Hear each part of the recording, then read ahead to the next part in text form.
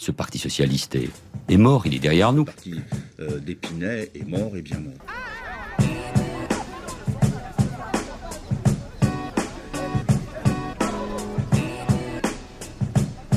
Les militants de base ne croient pas à la mort du Parti socialiste malgré tout ce qui se passe. En tout cas, moi, le Parti socialiste auquel j'adhère et en lequel je crois, j'y suis encore. Le Parti socialiste, même s'il est dans une phase un peu descendante, et ça, c'est pas la première fois, il a su renaître de ses cendres tel le phénix.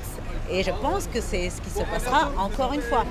Le Parti socialiste tel qu'il fonctionne, tel qu'il s'est structuré depuis Épinay, depuis 1971, vraisemblablement, c'est une page qui est en train de se tourner. Un parti, c'est un instrument, c'est pas une finalité en soi.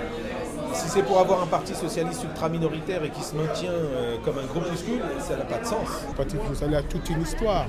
C'est pas pour des élections présidentielles que le Parti socialiste va disparaître.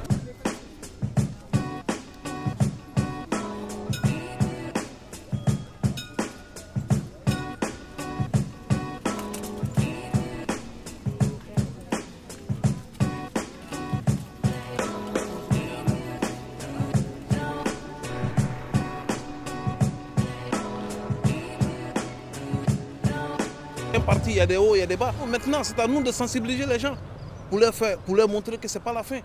Votre parti là, ça va avancer. Et on est venu savoir pour ça. Parce que c'est tellement... Et alors on va le relever. C'est tellement bas. Et alors on va le relever. On va construire. Et vous les connaissez, nos candidats. Eux, ils sont toujours là, toujours à vos côtés. Je vois que le PS n'arrive pas à avancer. Et ils viennent du pouvoir, ils n'ont pas fait grand-chose.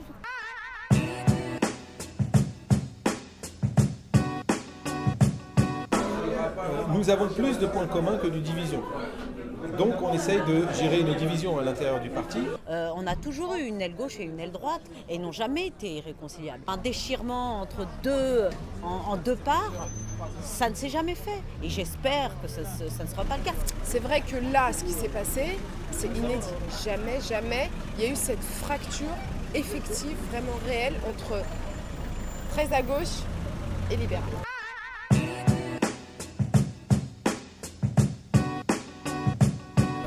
En marche, à l'évidence, non. Moi, je ne crois pas au projet centriste, libéral, des régulateurs qui pensent que finalement c'est avec moins de protection, moins de régulation qu'on pourra s'en sortir. Donc moi, je ne crois pas à ce projet-là. Et je ne crois pas au projet, au jacobinisme à la fois césariste et souverainiste des insoumis de Mélenchon. Ceux qui considèrent ne plus avoir leur place au Parti socialiste l'ont déjà quitté. Donc, soit les raisons pour partir chez En Marche, peut-être pour partir aussi chez les Insoumis. Ceux qui restent socialistes sont toujours là.